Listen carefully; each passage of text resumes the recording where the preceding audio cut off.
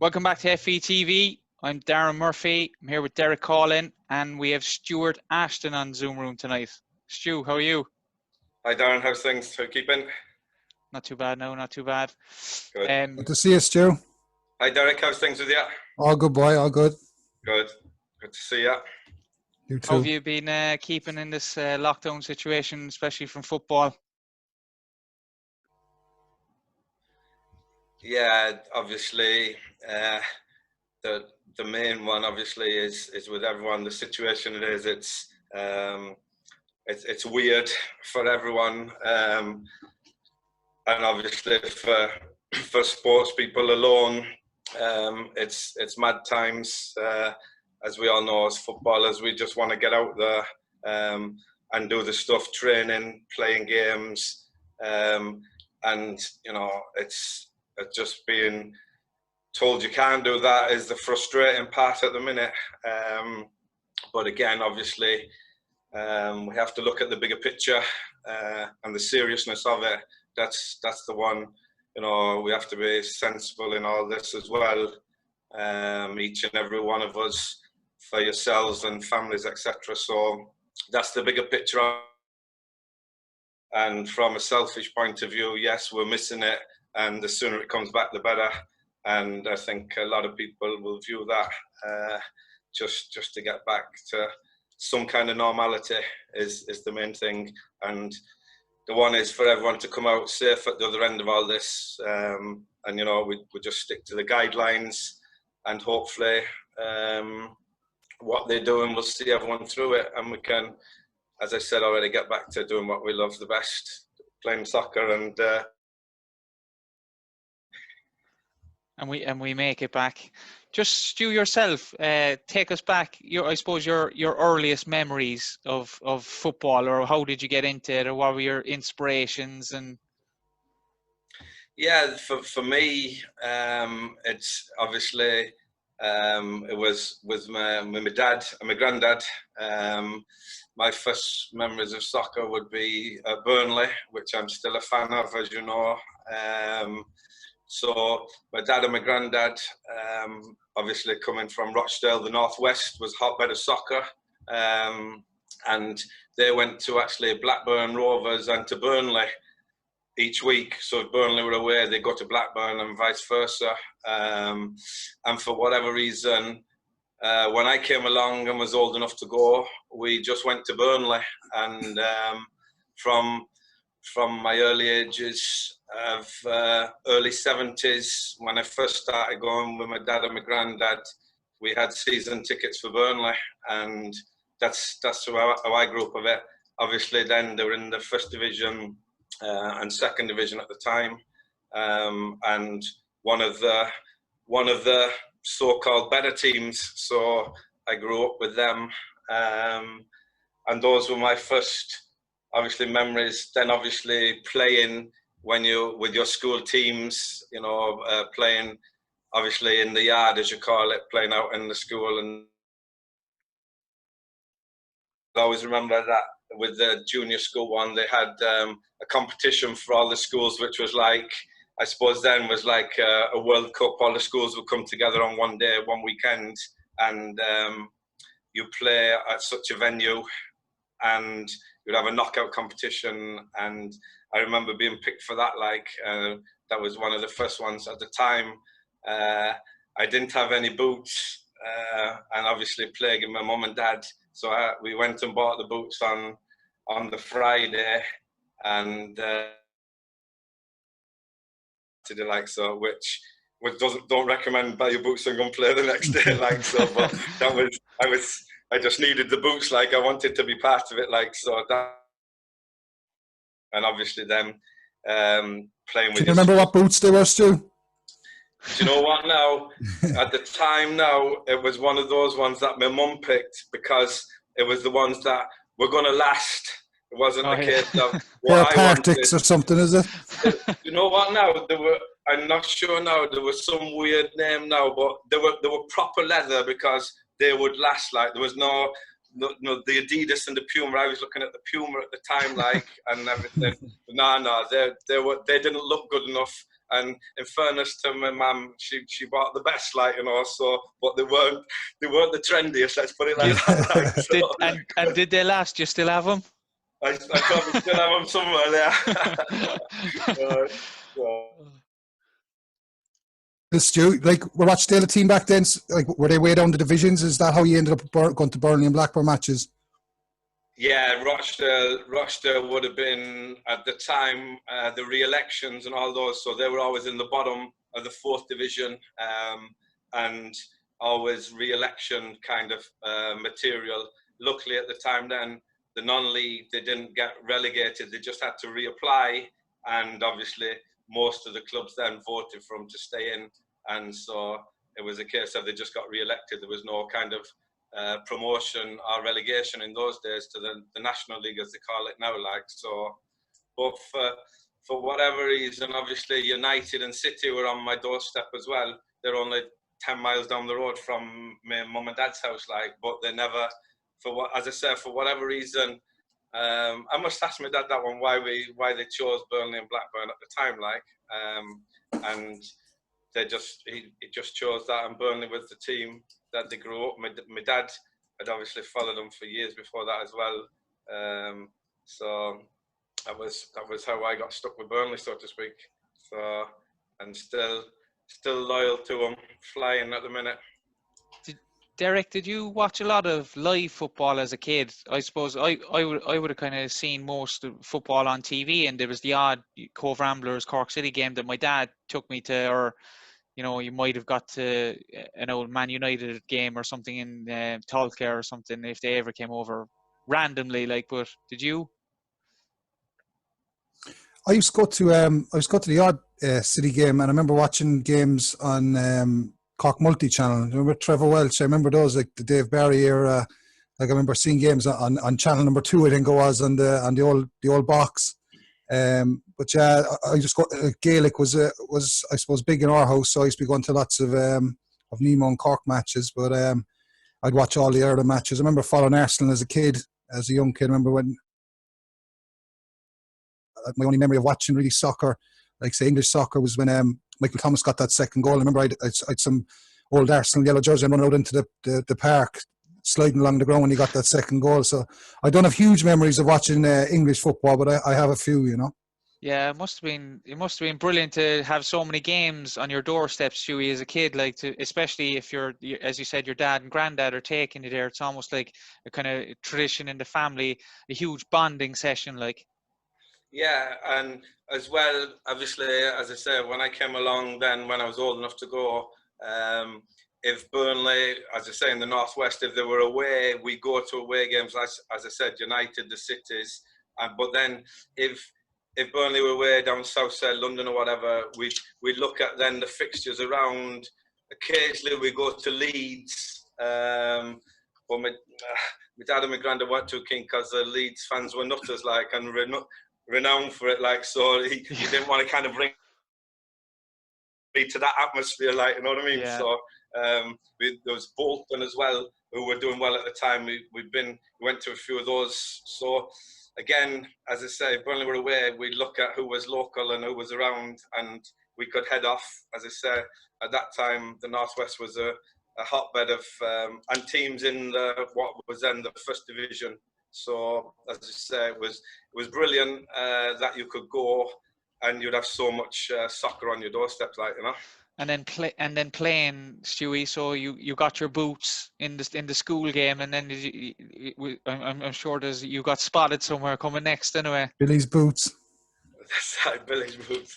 Yeah, obviously, then playing with the school teams was the next scenario, and then, like, what it was with us was you played with your school teams, and then you represented your local area, which was for us was the Rochdale one. So we were then with the Rochdale schools team, and then you play other areas then, like, So obviously then playing with those teams, obviously there was scouts watching everything, so you got spotted.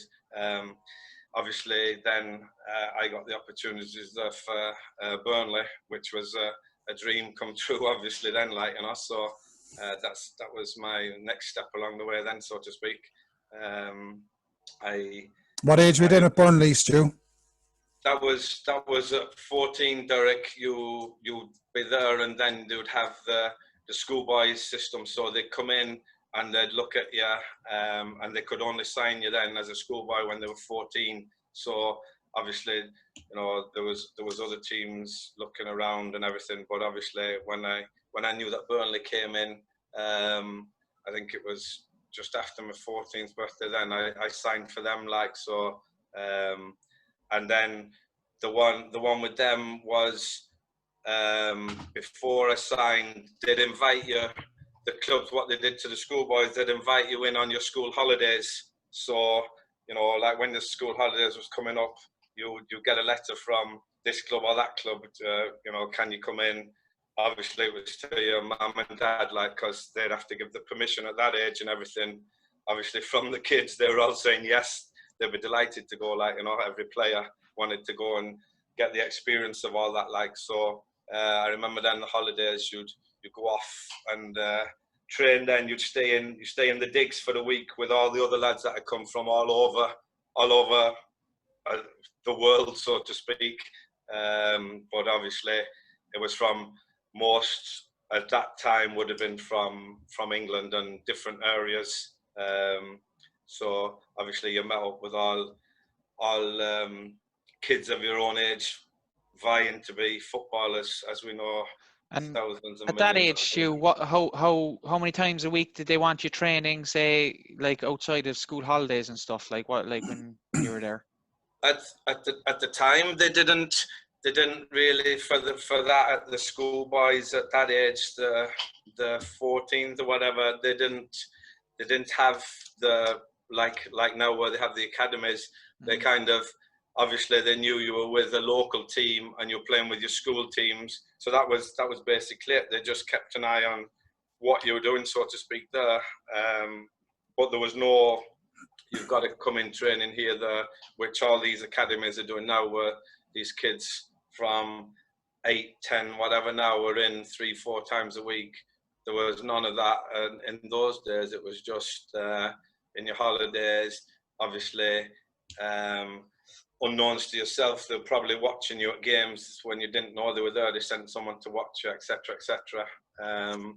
And they kept an eye on you that way, like, So, but I think, Stu, that's the big difference from back in the day to now, is that I suppose kids used to learn their football out in the street, whereas now it's the onus is on the coaches. I suppose to give young players all the tools they need. I think they need to be taught everything now in a club environment as opposed to out in the street. Like we probably learned a lot of our stuff. And to me, you're spot on there, Derek. Like, as you know yourself, back in those days, there was none of this SNC stuff to the extent it is now. Like, you did your press ups, your sit ups, and that was basically like a few burpees as a punishment kind of thing, like, and those kind of things. Whereas now it's a science in itself, as we all know. But back then there was none of that. It was just, as you say, you learn your trade on the streets with your mates, and you were out there from when you came back from school till it went dark, and some of those are probably greater games than you ever playing, like, so against older lads and everything. Yeah, That's it. Yeah. And that's it. And I think even to this day, Les Ferdinand, he's saying that the academies are great, like, but they don't make the players because they're playing their own age and it's technical now. Whereas, as he was saying, it's in that day, if you were good enough, you were in the reserve team, and the reserve team was players that played in the first team, like, and that was how it was done, like, yeah. So big different, to some extent, you're saying nowadays, do we overcoach them, and that's it is a point. Do we go too much where they're too technical? And as you all know, Darren, manager, Derek, player, you have the fellas that have great skill, but they don't have the desire for the game. And, which is the happy medium. That's the beauty, like. Yeah, it's a difficult situation and scenarios for coaches, I suppose, everywhere, different levels. Have you got good teams, intermediate teams, like players will all be different. Yeah, the game is certainly changing. It is adapting. That maybe, I know we talk about the street footballer and stuff, but the street footballer's dying now at the moment. And will it come back then again? Maybe it will. The fads come in and out and stuff like that. But yeah, what we were discussing there recently about the number 9 as well being kind of killed off, and if someone ever wants to have that kind of hold up target man or big tall striker, that'll take a few years to start blending them back in again. Whereas it's all the kind of false 9 now, Yeah, and again, on like those things, we've gone with the Pep Guardiolas, especially, we've gone to the so-called tiki-taki football, whatever they want to call it, the nice passing stuff, which is great. But again, as a coach, I'm saying to the lads, if you get the ball in those areas, in the fullback areas, and the striker's on 30 yards away, is that not still a good ball? And they're saying, yeah, but I'm saying, but what? If we see Gerrard do it, Beckham do it, the Milners or the Hendricks or whatever of today's games, if they put a ball 30 yards into someone's feet, it's a great ball. But because we're kind of playing the so-called possession game now, we think it's got to be 10 yards, 15 yards, 5 yards. But for me, if it's the right ball and it's on, it's the right ball, Yeah. So, I was having a chat with Bobby Tamlin. Obviously scored over, the second highest goal scorer with Chelsea. And he was just saying, you young lads now are making the game really difficult. He was like, yeah. we had the ball up on my feet in one pass and I was scoring goals. You're making 30, 40 passes to make a goal come together. So it was quite funny to hear that. Yeah, there's definitely a balance there, Stu, isn't there? Like, and we've talked about this a lot on the show, like that. Like if that forward pass is on and your players are confident enough to look for it and not worry about making a mistake with it, that if it's on, do it. If it's not on, then you start again and recycle and stuff. But always look to try and penetrate, I think, should be in every footballer's mind when they get on the ball. Yeah, and that's right. And the one, what you're saying there is the one to penetrate past is the one. If you can get that and you get the attacks going, the attackers going, that's fine. But again, what Darren was saying there is like he said, talking to Bobby, it's a simple game, but it's made hard by the players. Why do we have to complicate it? At the end of the day, it's about getting the ball in the back of the net, and if you can get there in one pass and it's the right pass, i.e., as you just said, Darren, to the likes of Bobby, who was great at his job there, and he's just banging it in the net. Job's done. And because these superstars in the Premier League don't do it that way now, we think at the lesser levels that we have to play that way. And for me, I don't think we're coached enough in that. Why are we'll say the Man Cities with Pep, why are they keeping the ball the way they do? They're keeping them to draw the opposition out of position, then they can exploit where the weaknesses are, where they've drawn players from, and I think that when we're teaching that for the youngsters to keep the ball, we don't explain the reasons why. They just think they're keeping it for the sake of it, and that's the wrong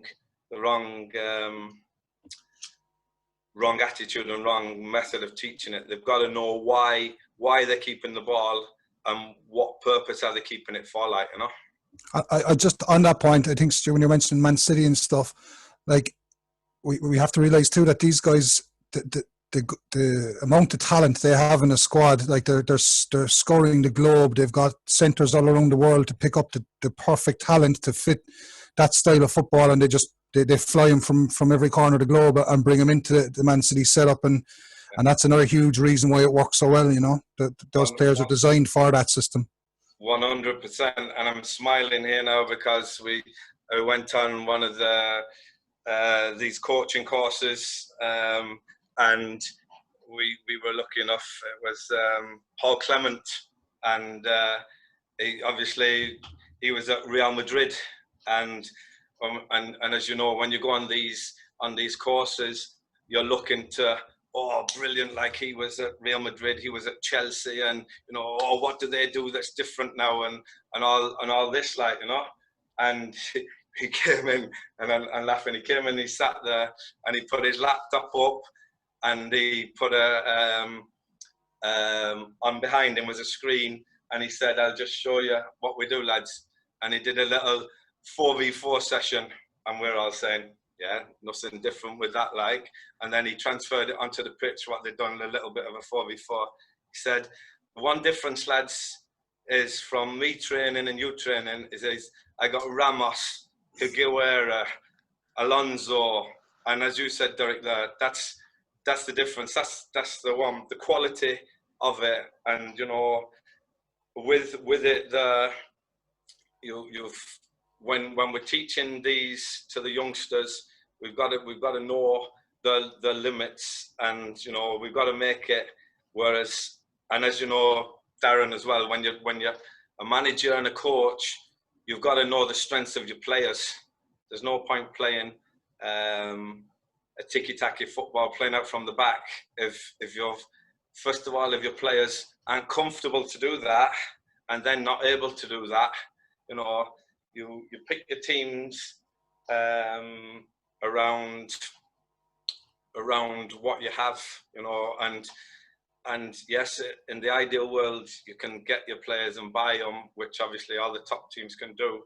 But you know, at the lower levels, it's a case of players coming to you who you can have, and then do you play a shape for them, or do you play your shape and try and mold them to play that? And that's the one at the lower levels that is a dilemma for managers, like, you know, coaches. As you know, Darren, you know, you get players and they come in and you say, yeah, they're great players, but then do you suit your team to him, or do you put him in to suit you and your shape, like, you know? That's it's a difficult one, and I found it, even, yeah, as I said, coaching the last couple of years, it's always a learning curve, and you know, yeah, like you're coaching lads, and the why and the what is definitely a huge point for me. Is that any teams I've gone into, this is why we're doing this, is to learn the game and learn how to play football. And to be fair, I've gone to teams, and I've probably, in my kind of earlier thinking, that, you know, I can coach these lads to be Barcelona, you know, and there was that you know, methodology around it with Pep Guardiola and stuff, and young coaches coming through and stuff like that. But you kind of find out, you know, fairly lively then that, like, you know, it doesn't. But to be fair, like, I did, like, you know, from the coaching, I could see a team that could turn around and play out from the back at times, or do you know, stuff that I've never even seen clubs that I've been at in the UK do at a lower level. And I'm thinking, wow, these guys, if these guys were full-time and had this training full-time and they were able to do it all the time, then it can get there. But yeah, there's different scenarios then. But I think my main thing as well as learning as a coach is that you go into a job or something, you have a short turnaround, right? And you're going in and you're kind of trying to implement something. And then when you're trying to teach and implement, you can expect that, right, they should know, no, you can't play out from the back there now because they're getting hit all the time, you know, you got to go long, or that pass should have been long instead of short. That's where I find the kind of difficulty, is the decisions. Are you as a coach now dictating decisions away from players? And that's where I think Derek is right with the street footballer. You know, as me as a young fella, I would have got coached maybe at the later levels, but I still would have kind of stuck to my guns and done the stuff that I would have done naturally, unless a coach was really dictating it now from the sideline and saying, like, right, you're getting off, which happened to me as well a small bit. But I don't know, like, how do you find that? Or well, no, you're spot on there, and it's the one where you know, we've got to we've got to let the individual be himself. And for those that know me, and I say it enough times, that I won't take out the player in a player. You know, I let them be who they are. That's why they've come to whatever I'm coaching, whatever club it is at the time, or whatever it is. Because if they're there in your squad, in your team, they're there for a reason. You've chosen them because there's something about them. So you've got to let them express themselves in that situation. But again, then there's got to be some element of the coaching, and one for the guys that know me is the right time, right place. So they've got to know when they can express themselves and when they've got to be, let's say, for want of a better word, cautious. That, you know, you don't want your right midfielder on the edge of his box trying to nutmeg someone. Where further up the field, you say, right, express yourself and go and play, like, you know. And, you know, and as you mentioned there a bit earlier, obviously the full-time stuff comes in there, you know, when they're doing it every day. Then, as you were saying, that you're thinking, oh, there's bits of something there. If we were doing this full-time, we'd be Brazil, like, you know what I mean? And those things. And Derek, you know that as well, like from the times with City when they were part-time and then when they went to full-time, you notice the difference, like yourself as well, Darren, going over to England and that, like, you know. But Derek, there, especially when you were first around there, from when the time that they were part-time, just on the Tuesday or Thursday evenings, to then when they came in the mornings, you'd see the difference there, like. Yeah, I think it brings a different nearly expectation on you personally and collectively as a team. You have to kind of strive for greater heights, whether it be your physique or your fitness, your touch, everything. There's nearly like an extra responsibility on you yourself to get things better when you do make that full-time switch. 100%. And the one there, as you said, then as an individual, if you're doing that, then you're putting the pressure on your teammate, myself and Darren, because we're saying, geez, Derek's on it today, like, I need to be in the game as well. And then, to me, that's the collective there, where you're all bettering one another in a sense, which then brings the standards up. And that's what you need in professional sport, as we know, like, and especially in a team. One of my old managers, actually, Graham Wesley, used to bring up a point, just what you're talking about. He used to say, all right, I've got like a jar with fleas in it, and, you know, all the fleas are jumping to a certain height. Then he puts in a new flea that jumps to the top of the jar, you know, and all the other fleas then are jumping up. And you kind of made that point, you have to be like the flea that stands out, and then everyone else goes to the standard. But yeah, it does. Stuff catches on in dressing rooms like that. Just going back, Stu, to like Burnley days, I suppose. Where, like, obviously you were there as a kid. Were you there long, or where'd you go from there then? From there, then obviously I was offered apprenticeship. So I was there then, the old apprenticeship as it was in the days. And then I was 2 years there. Then I left them. I got released by them. It was kind of beginning of the season-ish, like just started, and then let go then, because my contract was up at that time. So and then, how did that happen? Did they bring you in, discuss it, and I suppose, like, what age were you in? How did you feel about it? And yeah, it was 18, so there had to be a case of you were a professional at 18, or on pro forms at 18, should I say. So then, basically, they just call you in. They let you know. Actually, they normally let you know about 2 months before. They let you know whether they're going to sign you or not. I was injured at the time. I'd done my ankle, and so I was having treatment, and I was waiting for the news. And I got nothing, but it was then probably maybe a couple of weeks before my birthday. Then they just said that they weren't offering me a contract. You were obviously gutted, Stu. Yeah, you were obviously, that being your home club, your boyhood club. Yeah, obviously devastated.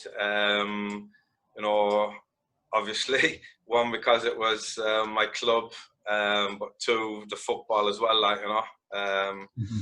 It was obviously, as I said earlier on, every kid's dream. You know, so from that point of view, then it was shattered. Went home, obviously, mum and dad upset and everything. My mum's mum was, you go and get a real job now, like, you know what I mean? Like, so that was the one. So we just, and basically then we just had to wait and see what happened. And so luckily enough, I got offered to go and train at Rochdale, which obviously was local as well then. And I actually stayed there then till the end of that season. And was fine there. Everything was good. Enjoying it there. Decent, as I said, a decent squad for that level as it was at the time. There was a couple of other young lads in the team, so there was a squad there made up of, at the time, probably about 16, 17 of us. Me being one of the young lads with two or three others. And the manager there was fine. He'd actually said to me before the season was finishing then, he said, fine, he said, I want you to sign again next year, contract. And I said, brilliant. And then the week after that, he was sacked then, like, so that was how it goes then. And it was actually Brian Greenough came in, Man United, not Brian, Jimmy Greenough, sorry. And his brother came with him, Brian. So the two of them were kind of in charge then. And obviously they'd been promised things from the club, and they came in and they just got rid of all that team basically. So at the end of that season, then it was back to square one again, like, you know. Again, the devastation of it again, like, you know, is the one which, you know, we can all relate to as footballers in those situations. And then I spent a year at Crewe then. Dario Grade at the time, and again he was bringing fellas in and out. And at the end of that season then is when I came over to Ireland, then to Cork City. So how did that come about, Stu? Bobby Tamblyn, he came on at the time. Then it was a case of that the PFA, they had a list out, so your name was put on a list that went worldwide. And basically just got a phone call at home. My dad took the call, I was out, and he said, there's a Bobby Tamblyn from Cork City. And my dad actually said, I'm sure that's the Chelsea fella, played with England, like, you know. And and obviously for me at that age, I knew the name, but I didn't know of Bobby, all right, like, you know what I mean? Being who he was, like, you know. So and I said to my dad, where's Cork, like, you know. So he said Southern Ireland, so we actually looked at a map to see where it was and stuff. The old school maps. That's it, yeah. So and that's it. I phoned him back and he said, come over, have a look. So I came over for a weekend. Dave Bleasdale and Bobby Woodruff, they came out at the same time as well. And that was it. The rest is... Was that around the first year of the club, Stuart? Yeah, that was the first one, 84, yeah. Yeah. Yeah, so, and as I said... when you came over, did you just train with them, or did you play a friendly, or...? I trained with them, and we had a friendly. Wembley, I think this friendly was against. Right. Yeah, so, and we as I said, we trained for a few days, and we played a friendly, and then I was heading back and they just said to me, look, we'd like you to stay, like. So I said, well, obviously I need to go back anyway. So I went back, and then a day or two, and I said, fine. I was delighted, being honest with you. And then I think I was back then either the next week or the next couple of days or whatever. And I think the season was starting more or less straight away then, like. So it was, and as I said. And have you been here since then, like 34 years, is it still around? Yeah, I went back to England, then I was here then from then for 4 or 5 years, and I went back to England then for 2 years, and then I came back then, and that's been here since then, like, yeah. Okay. Yeah. It's yeah, And a long haul now, like. Yeah, where did City train and play that time, Stu? Was it? At the first, down in Flower Lodge. Right. And we actually trained on Flower Lodge, or we trained down Blackrock. Is it Nagle School that it's called now? Yeah. That used to be. It's all fenced off now, like. But we used to run from Flower Lodge down the Bonnymarrow Road. Is it down there, straight down to Blackrock, down by as if you're going to Ringman now. But on the left there, that was open where the school was. And we used to train on there, and then we used to have to run back to Flower Lodge then, as the warm up and the cool down. As this, it wasn't a cool down those days. Though he used to have us timed going back, like. So everyone used to just shoot off from the pitch, and at first the three of us, the English lads as they were calling us, we didn't know where we were going, so we were just going up the straight road trying to remember where to go, but everyone else was off through the estates and over fences and everything, like. So we were about half an hour late getting back, like, and they're like, where were you, like, you know? So and Stu, were you full-time then, or were you working as well when you came over first? No, we were full-time. 3 of us were full-time, yeah. So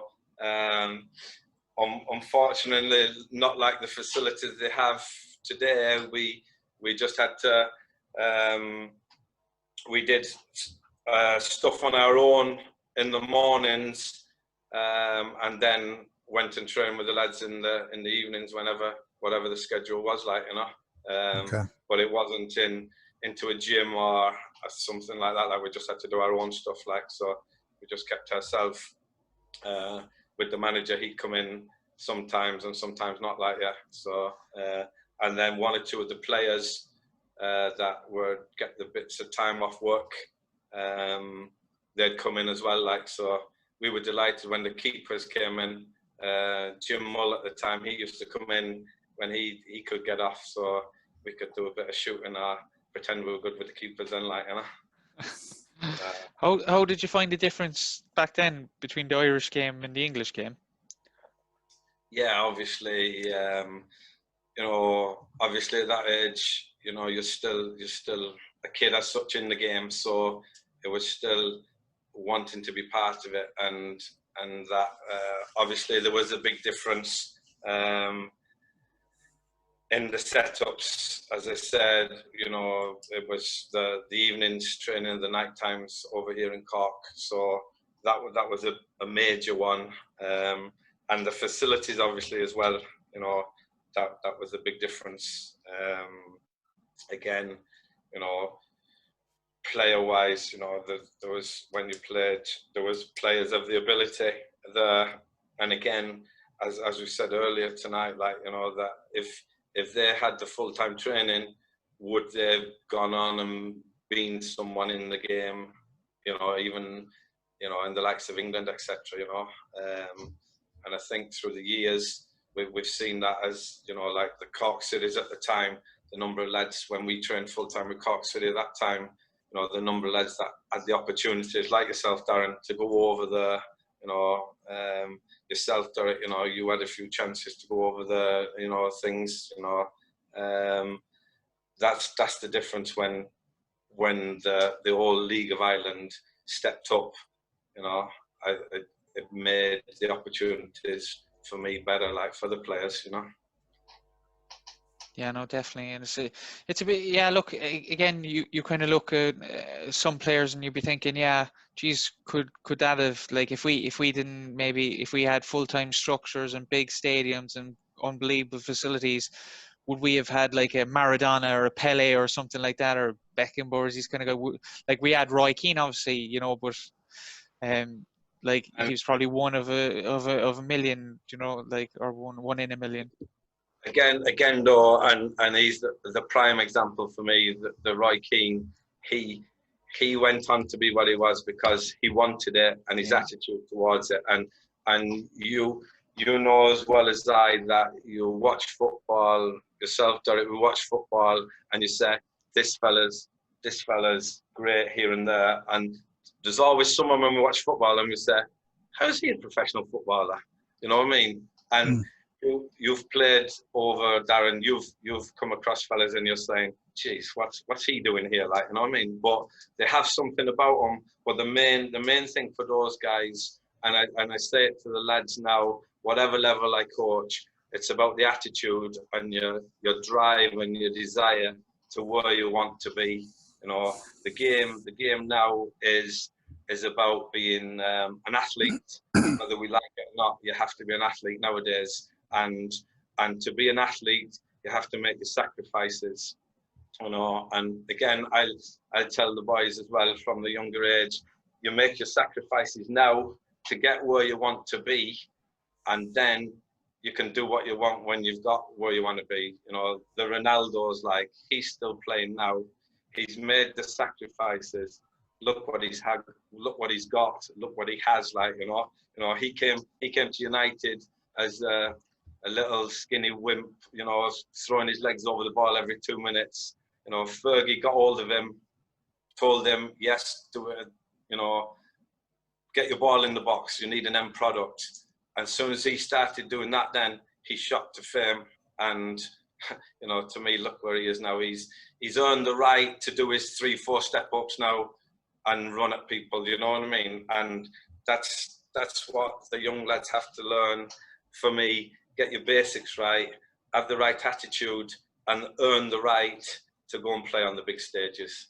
Yeah, no, it's a good point, because you look at what, like, I suppose Keane probably would have had nothing, but he, from such a young age, to determine himself to go write letters to clubs, and he knew what he wanted, and it was football. He just did that was him. But you look at the similarities. A lot of people are comparing him to the Michael Jordan documentary there lately. I don't know if you've been watching it, but it is, yeah, they just dedicate themselves to the sport. Like, obviously they're talented as well with it, but like, and on that, Dan, like with those lads, you mentioned Ronaldo, but even to get to someone like a Shawnee Maguire or a Chris Shields or something like that, you need that same, like, maybe you mightn't reach that 0.00 again. Like we always say that Ronaldo status, but is that the actual end goal? But if you're to create a career for yourself in football, you need to have those same attributes and that same character.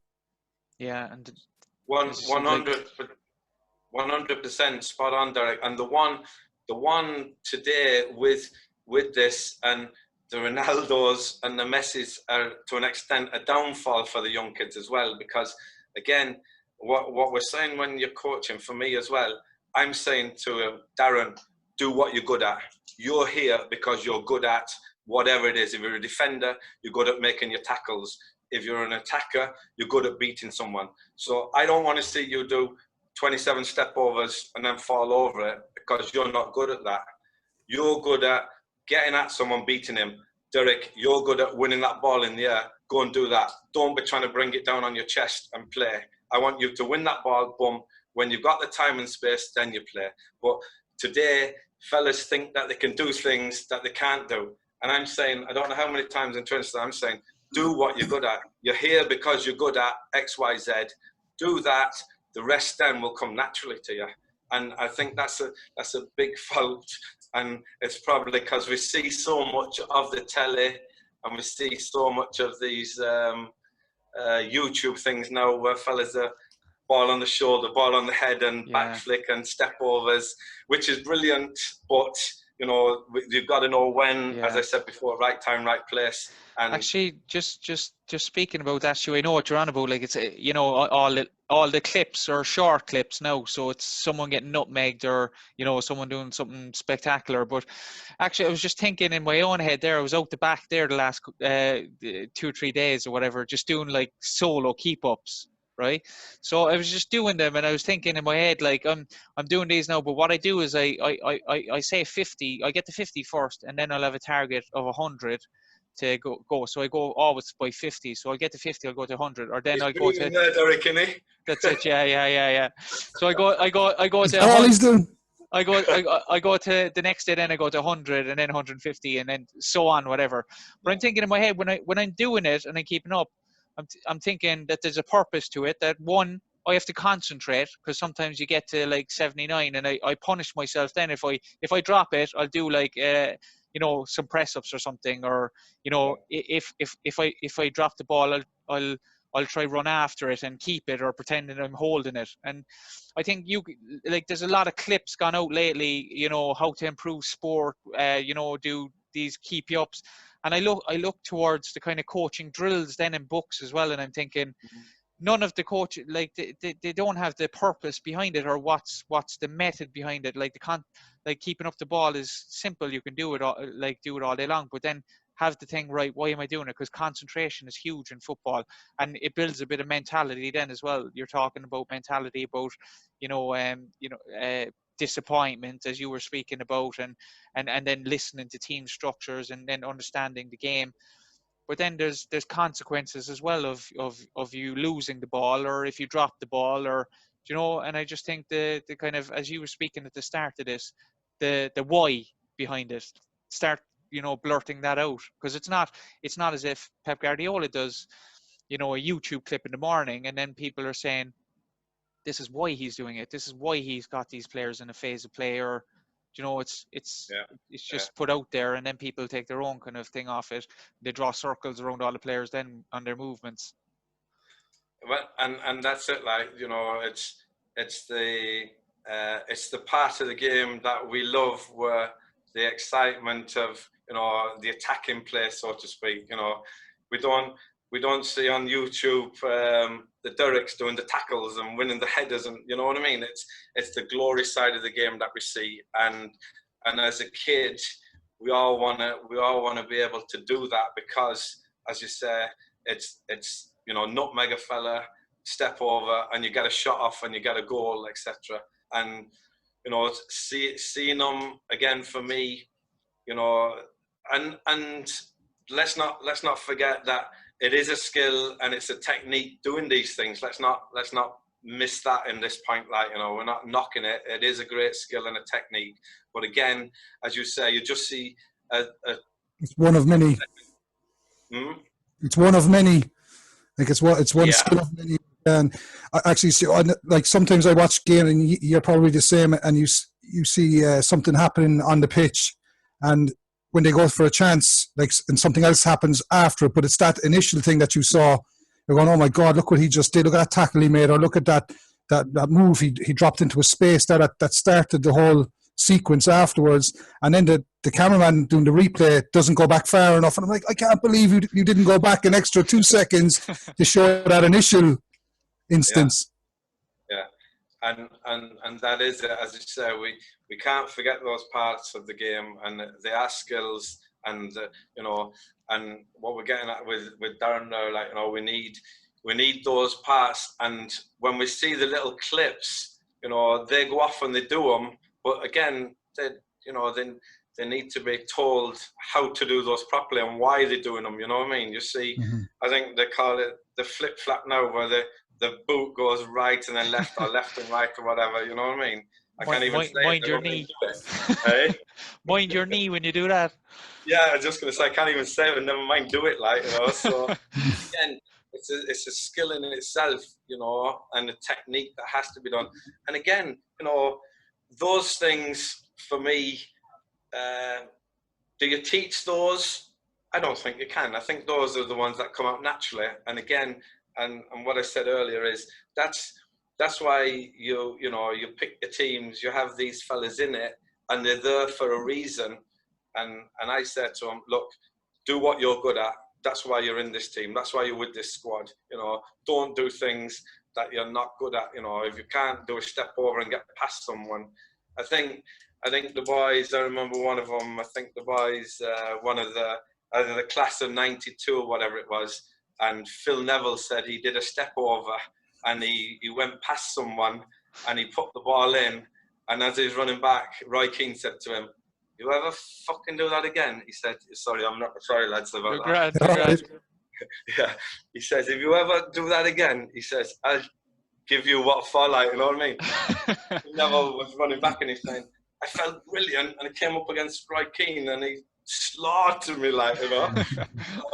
Again, because he wasn't known for it, and because he was better at whatever Roy Keane thought he was better at, like, you know what I mean? So again, it's, you know, to me, it's a case of, yes, each player, each individual has the bit of flair, and they need to know when and where to use that, you know, because, and again, as we said, today's game, it's a big part of it is that fitness, like, you know, and you have to from that side of things, Stu, when like you're talking about players there, and obviously different types of skills, like you try to gel a whole array of skills together to work on the pitch field. But you as a manager, say, when you're looking at players, obviously you're looking for a player who has the technique for the certain role you want them to play and stuff. But from a characteristic point of view, for young players coming up, young talented players, like there's not much info for them on, like, what does a manager like in a player? You know, like, what does he look for? What characteristics does he want? Like,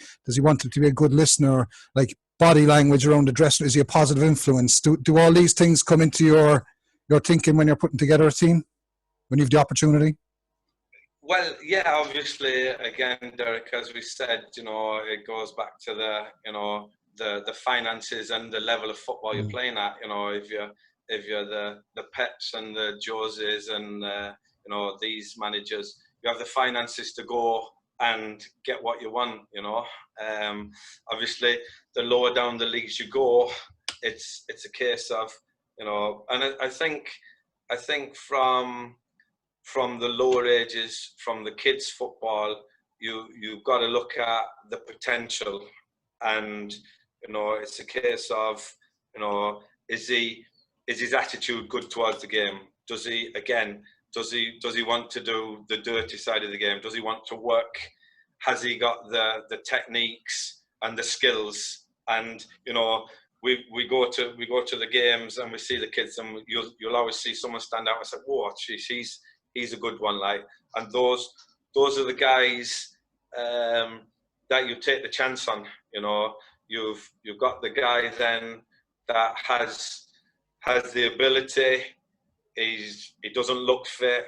He doesn't get round other than in the centre circle. You're saying he was good on the ball, but his attitude is poor. And unfortunately, you get labelled in those brackets, like, you know, if you don't do the work rate, you'll get called lazy. You know, that's unfortunately, you know, that's not me saying my manager's rule, but that's how it goes, Darren, I think, isn't it? You know, when you're especially these days, like, you know, the game is about fitness, like, and it's coming down, as you said, the lower levels, like, you know, they have all the information. I mean, you go down to even a Munster Senior League pitch there now, like, I imagine that from maybe 10 years ago, like, the lads they're all fit, they all look good, they're all slim, do you know what I mean? The majority of them, anyway, unless I'm playing a game,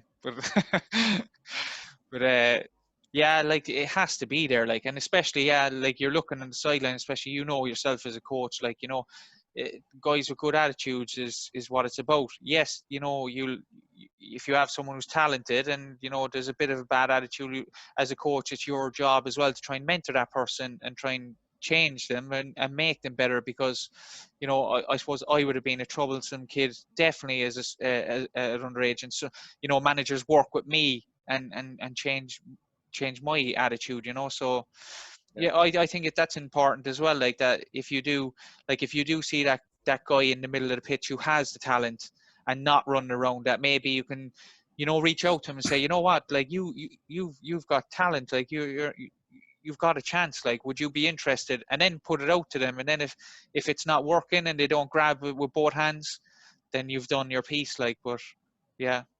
But it's important, isn't it, lads? I suppose I think the way a young player trying to find his way in the game, how he conducts himself and carries himself, and how he deals with not being picked in teams, and how he works harder in training. I think all these things. That's why I suppose I'm asking you, Stu, from your experience as your massive experience as a manager with all types of quality players, is that they all have certain characteristics where even when it's not during a game, or just how they hold themselves around players and how they interact with their teammates and with the staff and stuff, that there is an ideal way to carry yourself as a young player to I suppose to stand you out from everyone else. And again, you know, with the way that not just football has gone, but media as a whole now, in not just sport as well, in life, like, you know, we can just click on the phone there and we can get XYZ, you know what I mean, and find out about ABC, and, you know, and I think, yes, you're right from day one, Derek, that, you know, that you have to have something about you. And well, for me, you know, that comes with the bit of respect for your managers, your coaches, you know what I mean? That's how I was brought up from it. So, you know, and I like to think that I install a bit of that into the players, that they have that bit of respect for the club and who they're dealing with, the peers, the players, etc., the coaches and managers.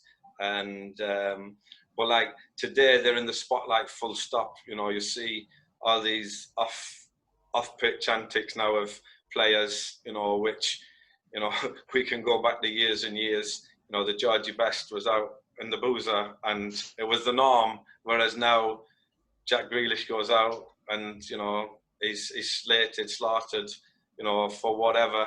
And, you know, half the stories, you know, that come back, are they true or are they not? Like, you know what I mean? I remember one story the week before one, I think it was either the Euros or the World Cup. My mate was out on holiday and he's seen an English footballer who was going to be in the World Cup squad, and he was just out in the bar. I don't know whether it was with his mates or missus, but a group came up to him, lads came up and said, "Can we have a picture?" And he took the picture, and they've all got the bottles up and the beers and whatever. And the next day in the paper, it said English soccer star out on the Rantas, you know, before World Cup or whatever it was, you know. And it was actually my mate was saying to me, not true at all. He's just gone out. He just happened to be caught up, and they asked him for a picture. They've obviously sent it to whoever to get the few quid, and he's been branded there, like, you know. So again, today's sports people have to be ultra careful, you know, to be what they're about. They've got to be wise and they've got to be clever, to be honest with you, you know, that they don't get drawn up and caught up in these things, you know. But going back to what we're saying, they have to handle themselves properly, you know. They need to know the pitfalls of that and be respectful of what's going on, and you know, not get caught. It comes from probably a young age as well, you know, your coach, your manager, your parents, you know, again, being able to take that disappointment, and not like football a lot of the time as well, you know, like you can just leave one club and sign for another one in 2 minutes, you know, and you're taking the same kind of issues with you. And it's not a case then, if you have talent, when you're 17, 18 and you're in that room with the manager and he's telling you, no, it's not as easy just to pick up and go to another club at times. You know, you might be just trying to, or like, you know, that contract meant everything to you. And, you know, you've been told, I'm sorry, but, you know, I'm releasing you because, you know, you didn't work hard enough and you thought it was acceptable, or, you know, and it does affect you at the end of the day and people drop off. Yeah, and on that one, as you say, that's a big one. And, you know, as we know, that can affect people in different ways. You know, it can spur you on.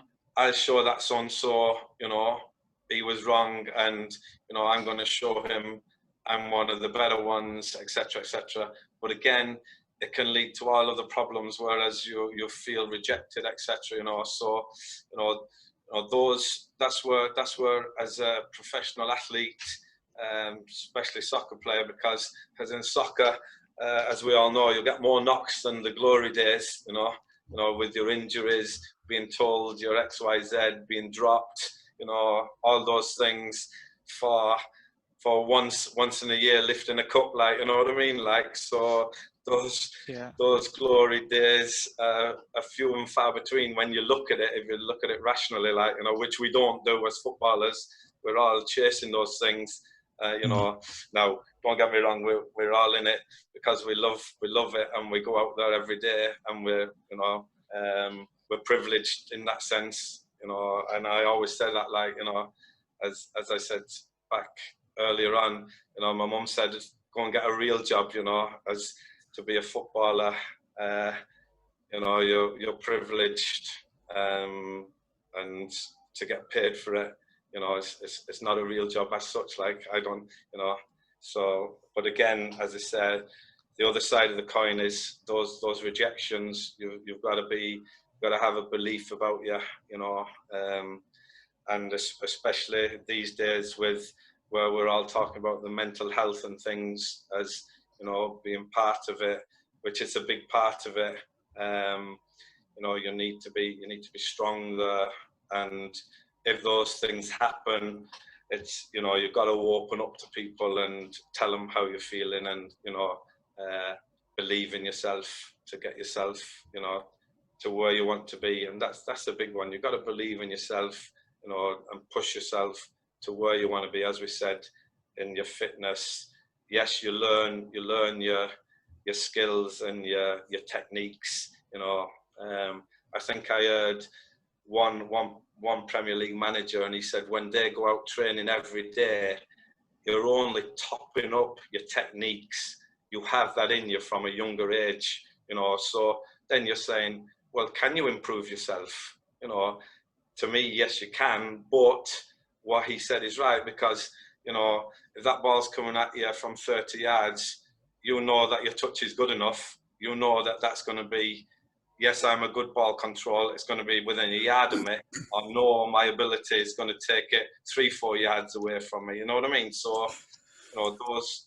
The only thing on that, Stu, I'd say that might just change that is the manager you have at the time, and whether he fills you with confidence or he drains your confidence. Like, so I think if you've got a manager who totally believes in you and trusts you, and if you make a mistake, you make a mistake, I think that releases a lot of shackles and makes that 30-yard ball easier to control. Yes, 100%, and that is the big one. You know yourself, if you're playing under a manager that trusts you and believes you, you know, as a manager, you know, you've got a squad of 20 players, you know, can only play 11, so there's 11 calling you whatever anyway, like, you know that, Darren, like, you know what I mean? So you've always got 11. There's 11 fellas that always love you every week. Exactly. So that's the other side of the coin. But again, you know, it's the fine balance of picking that team and getting that team right. You know, that's the joys of it, and that's why the Peps and the Joses get the big bucks, like, you know what I mean? So it's that's the joys of it. And again, it's about getting the best out of the players. As a coach, for me, it always was and always will be about the players. It's not, you know, yes, I want to win things, and yes, I want to be the best I can be, but it's if I can get the best out of the players, then my team will be playing well. And if my team's playing well, 9 times out of 10 the results fall into place. Like, so it's about that, you know, getting more teams, Stu, over the years, like they look like teams that want to express themselves, you know, that freedom is there for them, I suppose, to let their games flow. But you see that seems to be a big part of. Yeah, well, that's obviously nice to hear that, you know, that we play that way. And as I say, it's for me, it's getting the players to express themselves. Yes, you know, they can't be naive and just go, you've got to have a structure to it as well. But yes, I like to think that I allow the players to go and play when and where it's right to play, and that they can express themselves. And I think once you have that, Derek, then it gives them the confidence and the belief, you know. And then if you as a player is doing that and doing it well, I have the belief then in you, you have the belief in me. And, you know, things work from there. And as I said, if you get, you know, any one day, you know, you can always, fellas always have bad days. We all know that, like, so, you know, if you get the majority of your team playing that way and doing that kind of stuff, you, as I said, your patterns of play, etc., fall into place. And for me, I believe that then, you know, 9 out of 10, 8 out of 10 games, you're going to go and win, like, or you're going to go and give a good account of yourself and hopefully get the right results, you know. So very good. No, Derek is dead right there. I've seen your teams play as well, Stewie, you know, and just listening to you now and listening to you in the past, like, you know, there's some good players have come through you as well, you know, and they've gone on to do well as well. So no, I'm sure you've exciting things in the future. So wise words from Stu. And as well, I just noticed you kind of dipped to the side there a small bit. Is there a bit of artwork there? Are you a bit of an artist on the side, or did you purchase that? No, that's the wife is the interior designer in the house, so that's a mirror on the wall. Move the head a small bit. Is that like it's like an old Greek statue or something? Is it? Yeah. Yeah. So. No, but thanks for coming on, Stu, and you know, again, people, there's valuable information in these podcasts. Listen back to even the older ones, you know, from managers, coaches, parents, players. You hear the stuff we talk about, and just again, like and share it. Hopefully, we get it out to you know, we want to get it out to as many clubs as we can. So please do that. But thanks for coming on, Stu, and we'll see you next week. Cheers, Stu. It's been a pleasure, lads. It's been brilliant, and keep up the good work on the podcast. Brilliant. Cheers, Stu. Cheers, Stu.